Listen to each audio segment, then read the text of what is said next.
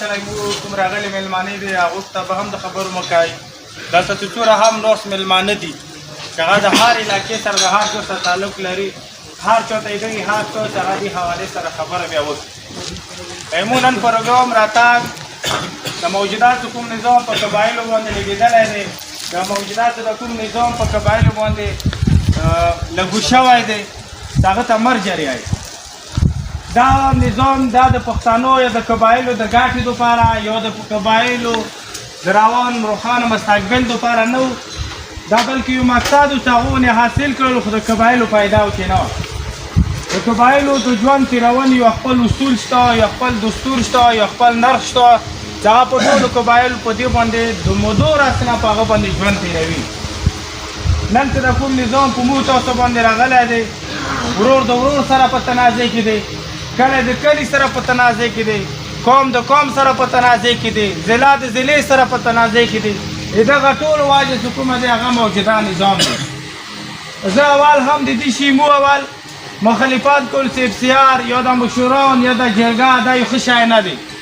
خو اوس موجوده نظام راغلو موږ ته دا پاته ولګېده چې د قبایلو کوم نرخ و، د قبایلو کوم رواج و، د قبایلو کوم کلتور و، د قبایلو کوم دستور و، هغه کې د مو حیا هم پټه وه، هغه کې د کور مسله په کور کې حل کېده، د کلي مسله په کلي کې حل کېده، د قوم مسله په قوم کې حل کېده، د ضلع یا د ایجنسي مسله په ایجنسي کې دننه حل کېده.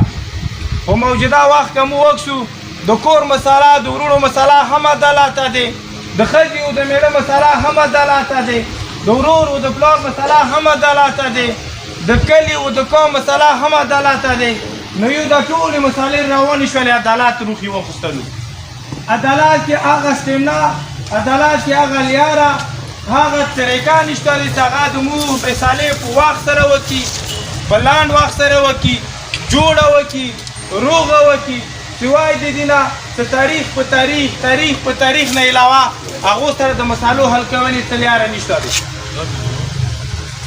موجوده دور کې که تاسو کسو په ټول اختیار واخلي په کورمې کې به دومره مرګونه نه وي شوي لکه دا نظام راغلی دی په دې نظام کې تورول شوم. نن که مو د جرایم کومه ریش وکړو نو مخکې ریش و چې د جرایم وکړو اوس وکړو نو 100% کې به ځوان چې 50% اضافه شوي دی. امن که مو امن هم نشته دی.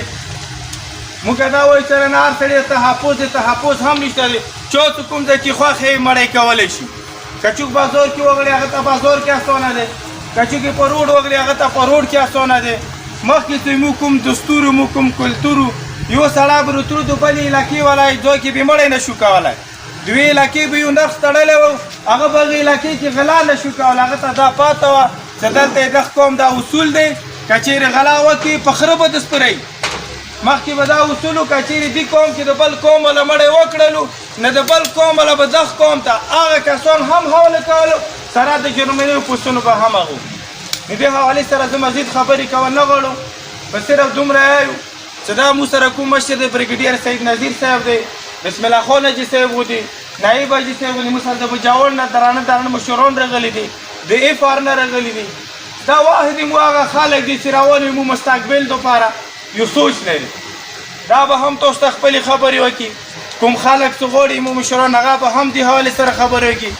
روان د قبایلو دپاره مو څه پلین لرو یا د قبایلو دپاره کومه لیاره لرو یا کوم لښکر لرو د هغه حوالې سره به ټول مشران تاسو ته خبرې وکړي. ټول اول مو ټکنالوژي سره دا درخواست کوو چې دغو مشرانو د شکریا هم ادا وکړي او که کومه خپله خبرې هغه د هم دی.